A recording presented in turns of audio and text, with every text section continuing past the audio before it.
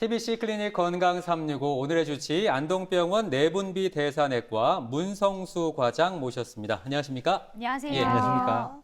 안녕하세요. 안동병원 내분비내과 문성수입니다. 예, 어서 오십시오. 오늘 당뇨 얘기를 좀 해볼 텐데 물론 공식적인 통계는 아닙니다만 최근에 국내 당뇨 인구 1000만 시대다 이런 얘기가 들릴 정도로 이 당뇨병이 국민병의 뭐 반열이라고 얘기를 해야 되나요? 이제 많이 올라온 것 같습니다. 근데 일반적으로 알려진 이 당뇨병은 2형이고 이게 뭐 종류가 있다면서요? 예, 맞습니다. 국민 여동생 말씀을 들었는데 국민병 이건 처음 듣는 말씀 같습니다. 불명의 이제 질병이 되겠는데요. 실제로 말씀하신 것과 같이 우리나라 인구의 약 600만 명, 아직 1000만 명은 안 됩니다. 네. 600만 명 정도가 당뇨인으로 통계적으로 나와 있습니다. 실제적으로 30세 이상 성인에서 약 16% 정도가 당뇨병이 있다고 보고 있고요.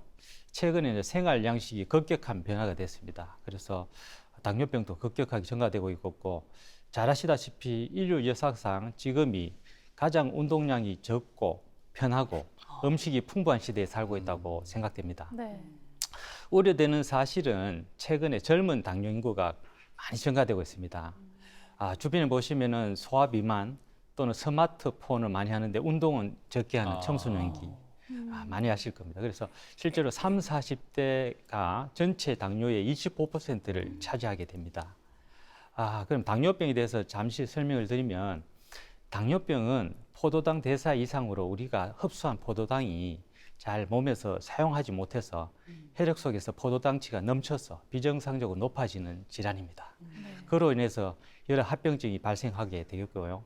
그래서 말씀드리면 식사로 음식을 섭취해도 우리 몸 세포에서는 에너지로 이용하지 못해서 혈액 속의 포도당치는 그대로 높게 유지됩니다. 그래서 소변으로 다 배출되죠. 그래서 당뇨라고 불리게 됩니다.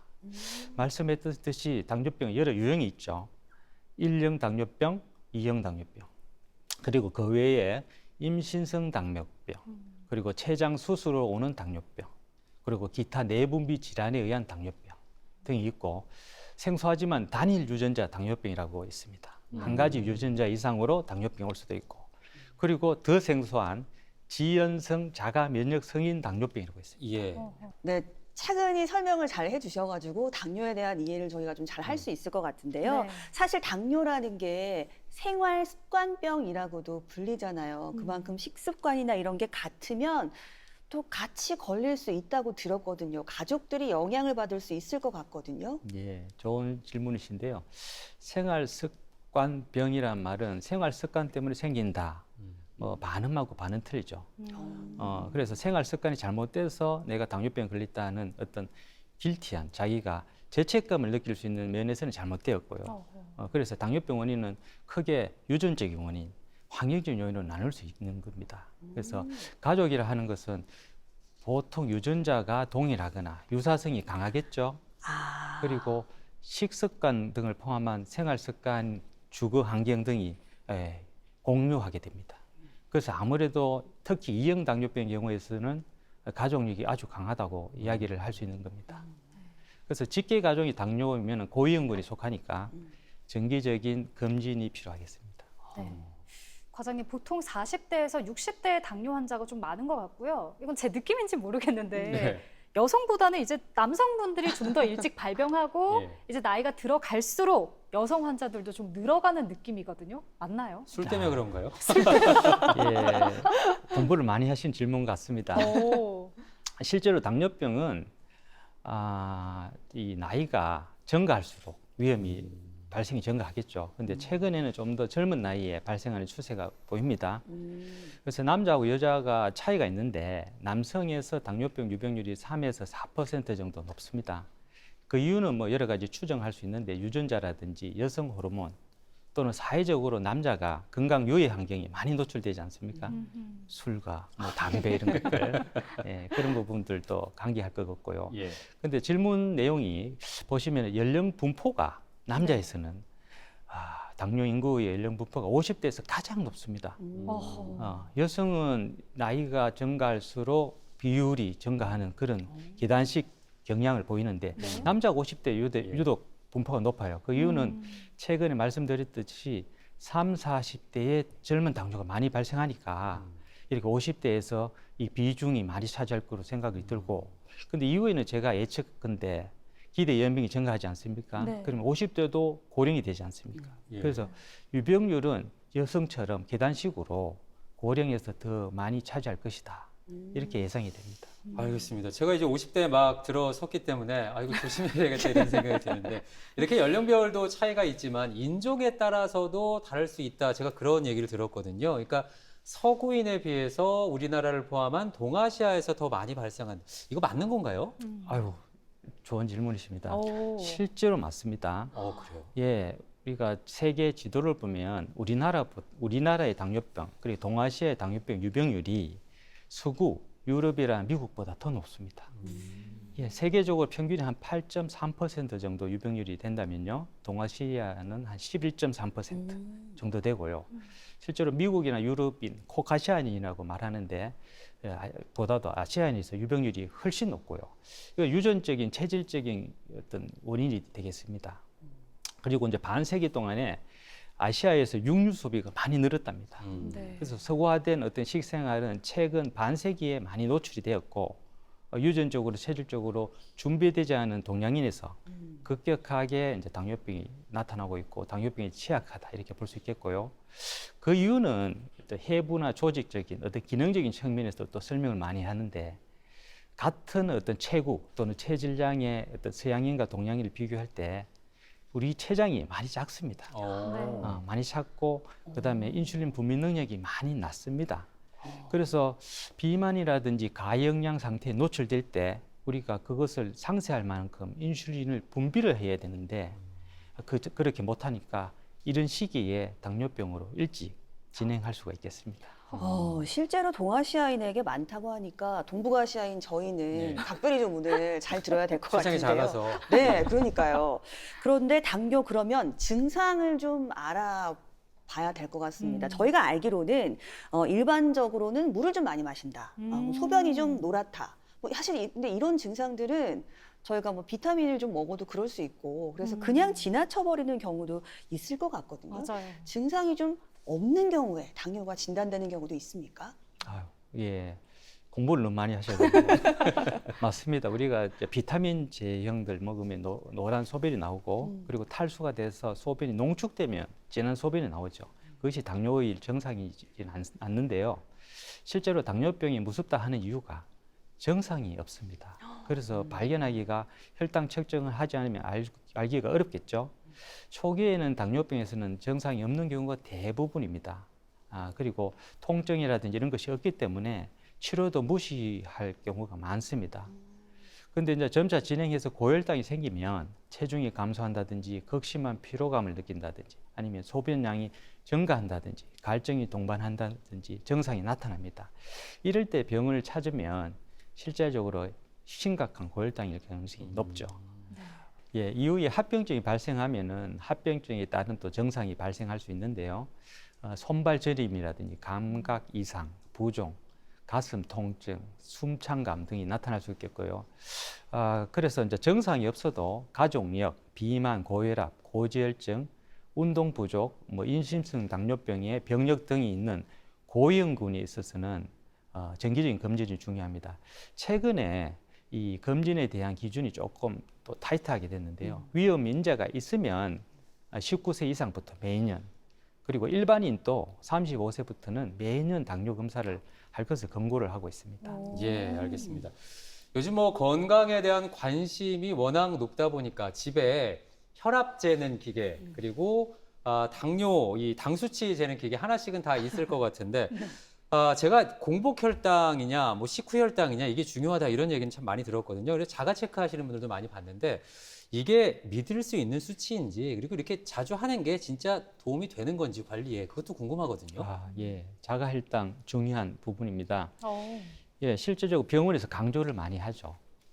자가 혈당 측정은 실제로 그 순간의 혈당을 알 수 있는 가장 손쉬운 방법이죠. 그래서 식사 전후, 공복, 자기 전 이렇게 혈당을 측정해서 혈당 변동과 패턴을 파악할 수 있습니다. 그래서 당뇨 자가 관리에 아주 중요합니다. 그래서 자신의 혈당을 잘 아는 것이 자신의 상태를 잘 알 수 있고 혈당 조절에 큰 도움이 되겠고요. 이렇게 측정한 혈당을 혈당 수첩에 기록하면 자기의 혈당 변동을 한눈에 볼 수 있고 그리고 병원에 가서 의사 선생님에게 보여드리면은 약제 조절에도 많이 도움됩니다. 실제로 개인용 혈당 측정기가 예. 이전에 없었습니다. 1980년대부터 상용화가 되었죠. 그전에는 소변에서 반정량적으로만 측정이 가능했고요. 지금은 누구나 구입할 수 있지 않습니까? 네. 그래서 수월하게 혈당을 알 수 있는데요. 그래도 이 불편한 점이 많죠. 왜냐하면 바늘침으로 손가락을 찔러야 되고, 예. 맞아요. 예, 그리고 혈당 기기, 시험지, 알코올 솜을 소지하고 다녀야 되니까 너무 불편합니다. 번거로운 점이 분명히 있습니다.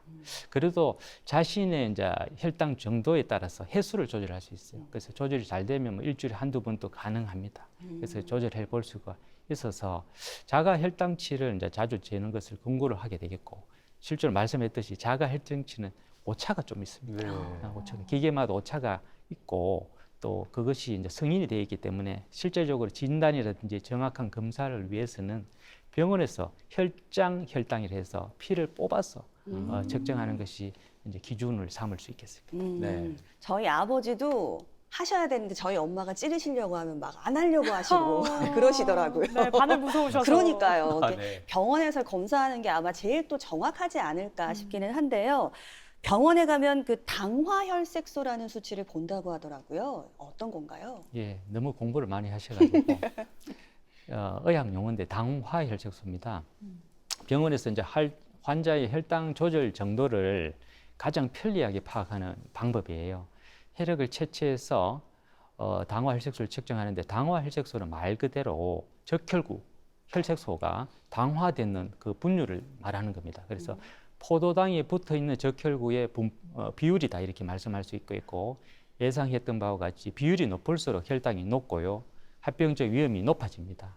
그래서 적혈구의 수명을 반영해서 최근 2, 3개월 정도의 혈당 평균치를 반영하고 있고요. 정상치는 5.7 미만이라고 이야기하고 있고 보통 6.5% 미만을 치료 목표로 삼고 있었습니다. 그래서 병원에 가보면 2, 3개월에 한 번 정도 혈액 검사합시다 할 때 꼭 포함되는 그러한 어떤 혈액 검사가 되겠습니다. 네. 요즘 건강 트렌드로 혈당이라는 키워드가 자주 등장을 하면서 맞아요. 뭐 저당, 제로 음료, 음식들이 굉장히 많이 개발되고 있는데 맞아요.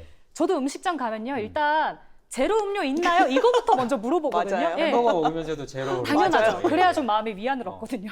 근데 그 과장님 궁금합니다. 혈당 관리, 당뇨 예방을 위해서 이런 음식들, 음료들을 좀 찾아 먹고 하는 게 진짜 좀 도움이 될까요? 예, 안 찾아먹는 것보다는 나을 것 같은데 그래요? 제가 몇 가지 말씀드리면은 네. 최근에 음식에 대한 관심이 어느 때보다 높습니다. 정말 높은 것 같고 한때는 또 설탕이 무분별하게 맛을 내는 데 쓰이다가 최근에는 또 건강에 또 관심이 있어서 몸짱 또는 뭐 설탕을 대체한 감미료 말씀했듯이 저당 음료, 뭐 제로당 음료 이런 것들이 관심을 받고 있습니다. 그리고 뭐 뉴슈가라고 이름을 예쁘게 또 포장을 해서 이야기를 하는데요. 네. 여기에는 당, 알코올, 올리고당, 비영양, 감미료 등이 포함되어 있습니다. 우리가 당, 알코올은 잘 아시다시피 자이레톨 이런 것들이죠. 껌이란 사탕이 이용돼서 칼로리는 상대적으로 적는데요. 단점이 소화 흡수가 더 느려지고 복부 팽막, 가스, 설사 유발이 가능하기 때문에 조절이 필요하고 이것도 일일 건장 소비량이 있습니다. 네. 한계치가 있고요.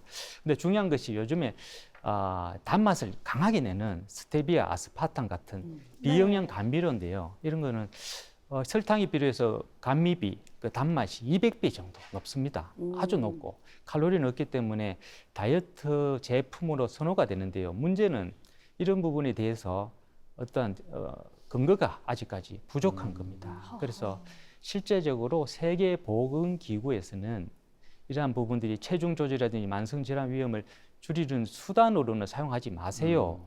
이렇게 권고를 하고 있겠고요. 네. 예, 단기적 사용은 체중 감소 효과를 보인 연구도 있는데 장기적인 섭취에 대해서는 당뇨병 예방에 도움이 되지 않고 오히려 당뇨병이라든지 심혈관의 사망률을 올린다는 연구도 있습니다.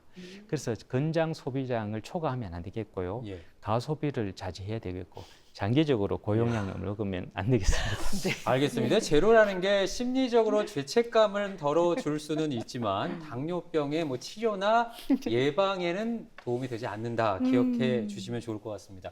저도 이제 나이가 있다 보니까 주변에 당 떨어진다 이런 얘기 많이 하거든요. 운동을 심하게 하거나 하면 갑자기 기운이 없다. 그래서 그럴 때 사탕이라도 가지고 다녀라 이런 얘기 많이 듣거든요. 근데 당뇨 환자들은 사실 이제 이 피 안에 당이 있는 거잖아요. 근데 저혈당 쇼크가 올 수가 있는 건가요? 예. 젊어 보이시는데 자꾸 연세 말씀하시길래. 예. 근데 요즘에 보면은 뭐 혈당 충전, 당 충전 이런 말씀하는데 예. 실제적으로 정상인 사람은 저혈당 쇼크가 오지 않죠. 그래서 당 충전은 뭐 그렇게 긴 시간 금식을 하지 않는 이상 오지 않는데 당뇨 환자에는 자주 옵니다. 당뇨병 환자가 혈당 조절 유지하는 것이 어려운 것이 고혈당도 생기지만 저혈당도 잘 생겨요. 특히 약제를 사용하는 경우에서는 가장 흔히 보는 급성합병증이 저혈당이 되겠고 응급실에서도 우리 당뇨 환자가 가장 많이 방문하는 이유가 되겠습니다. 그래서 보통 55 미만 심각한 저혈당, 70 미만을 저혈당이라고 얘기하고요. 그리고 의식 소실까지 동반하면 아주 중증의 저혈당이 됩니다. 그래서 이런 환자들이 주로 특징이 인슐린이라든지 인슐린 분비 촉진제라는 약제를 사용했을 때 많이 생길 수 있고요. 저혈당이 된 반응이 처음에는 허기짐 정도입니다. 그다음에 손떨림, 헛담, 불안감 느끼다가 어지럽고 극기하는 의식 소실이 일어납니다. 그래서 이렇게 저혈당이 초기에 느껴질 때 빨리 대처하는 것이 중요하겠고요. 그리고 어떤 경우에서는 이러한 어떤 증상을 건너뛰고 의식소실로 바로 진행하는 경우도 있기 때문에 위험합니다. 이것을 저혈당 무감지증이라고 하는데 오래된 고혈당과 반복되는 저혈당이 이렇게 이제 무감지증을 유발할 수가 있겠습니다. 그리고 이런 반복된 저혈당은 뇌 손상 그리고 심장에 부정맥을 유발하거나 아니면 장기 손상을 유발할 수 있어 후유증을 남길 수 있겠고 급기야 사망에 이를 수도 있는 거니까 예방이 중요하다고 할 수 있겠습니다. 네. 사실 뭐 당뇨가 무서운 이유는 여러 가지 이유가 있겠지만 그 중에서 가장 또 무서운 이유 중에 하나는 합병증이 아닐까 싶습니다. 네. 이런 말도 있어요. 암보다 더 무서운 게 바로 당뇨 합병증이다. 맞아요. 예, 아니 당뇨 합병증이 왜 이렇게 위험한 걸까요? 예, 실제로 뭐 경우에 따라서 암보다 더 무섭겠죠. 그렇지만 암도 엄청 무섭고. 예. 근데 무서운 이유가 혈당 그 자체보다는 합병증이겠죠. 말씀했듯이 합병증은 이제 당뇨병은 만병의 원인이라고 해도 과언이 아니죠. 그래서 우리가 머리 끝에서 발끝까지 모든 장기가 이 당뇨병에서 손상을 받을 수가 있겠습니다. 대표적인 질환이 이제 뇌신경 그리고 눈 그리고 콩팥, 심장, 중추, 말초신경, 심내혈관 등이 많겠고요. 그래서 일반적 위험도가 보통 사람보다도 50% 이상 또는 수배에 이른 경우가 많습니다. 예, 알겠습니다. 야, 근데 머리끝에서 발끝까지 모든 곳에서 합병증이 일어날 수 있다. 와. 혈관이 다 분포가 되어 있으니까 당연한 얘기 같지만 좀 무섭다는 생각이 드는데 그렇기 때문에 관리가 더 중요하겠죠. 근데 구체적으로 어떤 합병증들이 있는 겁니까? 예, 조금 더 구체적으로 살펴보면 우리가 크게 미세혈관 합병증, 대혈관 합병증으로 나누기도 합니다. 편의상 말씀드리면 미세혈관 합병증은 실명을 동반하는 망막증이 흔하죠.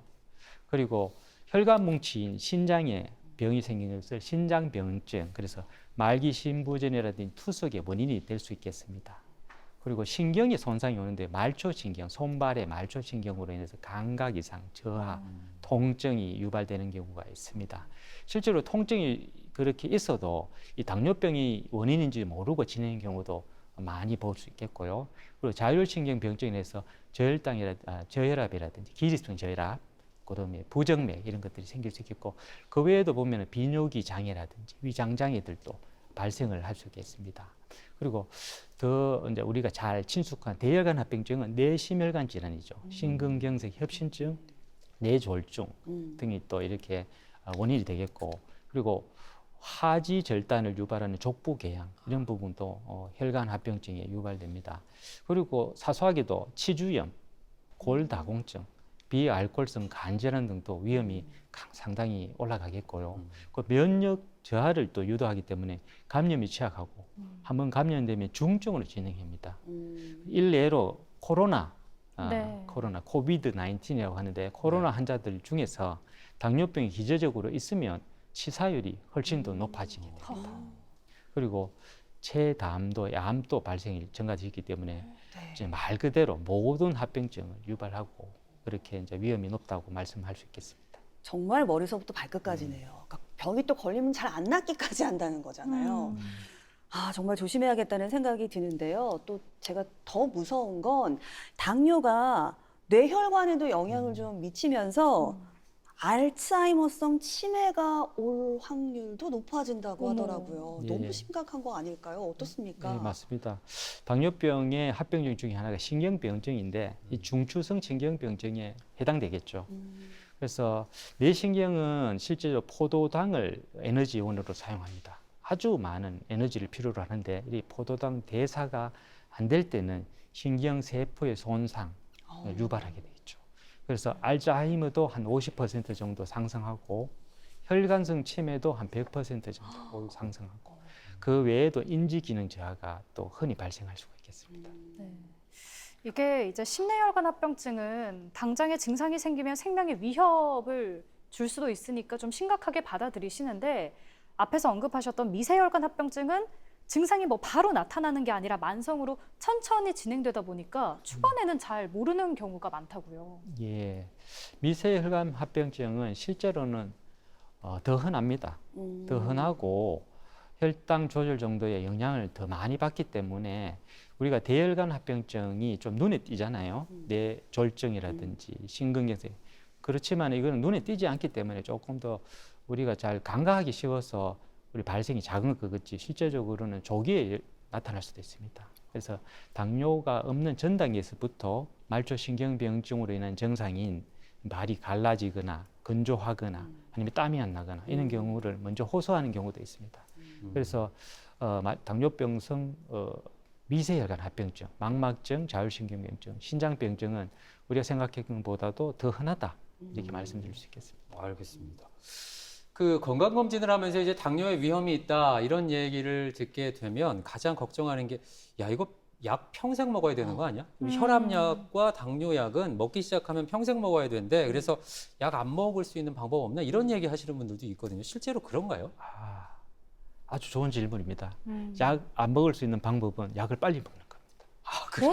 그 말씀이 뭐냐면 어머. 당뇨약을 한 번 시작하면 평생 복용한다 해서 당뇨를 무시하고 치료를 안 하는 경우가 많아요. 네. 그리고 민간요법에 의존하거나 해서 치료 시기를 놓치는 경우가 많습니다. 그러나 실제적으로 약을 한 번 시작하더라도 평생 먹는 경우가 다 모든 경우가 아니고 초기에 열심히 조절하면 당뇨약을 끊고 생활 습관 관리로 평생 조절할 수 있는 경우도 있습니다. 그래서 당뇨약을 안 먹는 방법은 당뇨약을 빨리 먹는 것이다. 그래서 역설적으로 예, 말씀드리죠. 초기에 잡아야 된다. 예. 그렇네요. 그렇다면 인슐린도 궁금해요. 이 평생 또 주사를 이렇게 맞아야 되는 건지 궁금하거든요. 그것도 큰 오해죠. 인슐린이 필요한 시기가 있고 그리고 인슐린은 평생 맞아야 되는 당뇨병 유형이 있죠. 그 1형 당뇨병이라고 합니다. 네. 근데 평생 맞아야 되고 그렇지만은 보통 다른 당뇨병은 급성 고혈당 상태에서 췌장 기능이 온전치 않을 때 그럴 때 당 독성이라고 합니다. 그런 부분을 해소하기 위해서 인슐린이 꼭 필요한 경우가 있습니다. 그래서 인슐린이 나중에 안 맞기 위해서도 지금 인슐린이 필요하다 선생님이 말씀하시면 맞는 것이 나중에 인슐린 안 맞는 방법이다. 역설적으로 말씀을 드릴 수 있겠고요. 네. 이렇게 급성 고혈당 상태가 해소되면 췌장 기능이 점차 회복되는 경우가 많습니다. 그래서 경구약으로 바꿀 수 있고 점차적으로 약의 용량과 횟수를 줄일 수 있다. 이렇게 말씀드릴 수 있겠습니다. 네. 그리고 당뇨 환자들의 큰 스트레스 중에 하나가 바로 식단 관리가 아닐까 싶습니다. 아무래도 먹는 즐거움이 너무 많이 사라지는데 과장님, 음식을 좀 어떻게 먹으면 좋을까요? 예. 그것이 참 당뇨병이 잔인한 병 중에 하나죠. 그래서 당뇨병은 실제적으로 우리 인류가 이런 환경에서 먹는 것이 풍부하고 활동량이 적은 그런 환경에 적응하지 못한 인체에서 생기는 병이다 이렇게 말씀할 수 있죠. 그래서 먹는 즐거움을 포기할 수가 있겠습니까? 그래서 당뇨 시기를 하면은 맛없는 음식 이렇게 이야기할 수 있지만 실제로는 그렇지 않아요. 그래서 당뇨병의 식사의 어떤 일반 시기는 적당한 약, 골고루 영양소를 섭취하시고 그리고 당을 많이 올릴 수 있는 당질이 충분한 음식들을 피한다. 인스턴트 음식이라든지 그런 음식들 피한다. 이렇게 이야기를 합니다. 그래서 오히려 이렇게 건강식이죠. 적당한 양, 내 몸에 맞는 양, 그리고 골고루 음식을 먹고 그리고 맛의 즐거움도 느낄 수 있습니다. 이렇게 설명을 드립니다. 예, 알겠습니다. 예전에는 이제 어른들만 걸린다고 해서 뭐 나이 먹고 걸리는 성인병, 당뇨병을 그렇게 불렀는데 지금 말씀처럼 생활 습관이 이제 아주 깊이 연관이 되다 보니까 최근에는 생활 습관병 이렇게 불리는 것 같습니다. 근데 그만큼 이제 평소 우리가 생활하는 것들 그리고 조기 관리 이런 것들이 중요하다는 얘기겠죠? 네, 맞습니다. 뭐 당뇨병, 비단 당뇨병뿐만 아니라 모든 질환들이 생활 습관과 연관이 많지 않습니까? 근데 특히 당뇨병은 우리 이제 식이 그리고 포도당 대사와 관계되기 때문에 생활 습관에 아주 밀접한 관계가 있습니다. 그래서 여느 다른 질환과 마찬가지로 당뇨병도 예방이 중요하겠죠. 평소에 자기 몸에 대해서 관심을 가지고 아주 건강한 생활 습관을 유지하는 것이 중요하겠고요. 앞으로 우리 인구 고령화 사회지 않습니까? 점차적으로 당뇨병 인구가 대부분을 차지할 것 같아요. 우리가 당뇨병 전 단계로 해서 당뇨 전 단계 인구의 절반에 육박합니다. 그것은 그만큼 당뇨 환자의 예비 당뇨 환자군이 많다는 것이에요. 그래서 생활 습관을 잘 유지하고 건강한 생활 습관을 가지는 것이 중요하겠고 네. 특히 제가 강조하고 싶은 것은 당뇨의 치료에 대해서 검증되지 않는 민간요법에 의존해서 치료 시기를 놓치는 경우 아주 안타깝습니다. 그래서 어떤 조기의 진단, 건강검진을 통한 그리고 진단되면 조기의 적극적인 치료를 통해서 앞으로의 합병증을 막고 건강 생활을 영위할 수 있도록 우리가 강조하고 싶습니다. 네, 알겠습니다. 당뇨에서 혈당 관리는 사실 아무리 강조해도 지나치지가 않습니다. 특히 식후 혈당 변동폭이 크면요. 혈당 조절에 문제가 있다는 뜻이래요. 비교적 혈당을 천천히 올리는 식이섬유 위주의 식단을 하시는 게 가장 이상적이라고 볼 수 있겠습니다. 그리고요, 하나 더 말씀을 좀 드리면요. 식후 30분 정도는 바로 앉지 말고요. 걷는 게 도움이 많이 된다고 하거든요. 그래서 가벼운 산책을 하기에 또 날씨도 너무 좋잖아요. 맞아요. 걸어보시는 게 좋을 것 같습니다. 맞습니까? 식후에 아이고, 산책? 오늘 공부 열심히 하셨네요. 네. 알겠습니다. 뭐 모든 질병이 마찬가지겠습니다만 평소의 생활 습관 그리고 식사 습관 이런 것들이 당뇨를 예방하는데 좋고요. 만약에 당뇨 진단을 받으셨다면 적극적으로 치료하시는 게 중요하다는 거 명심하셨으면 좋겠습니다. 오늘 도움 말씀 주신 안동병원 내분비대사내과 문성수 과장님 고맙습니다. 고맙습니다. 그리고 두 분도 수고하셨습니다. 건강하세요. 네, TBC 클리닉 건강 365 저희는 다음 이 시간에 더 건강한 소식으로 찾아오겠습니다. 함께해 주신 여러분 고맙습니다.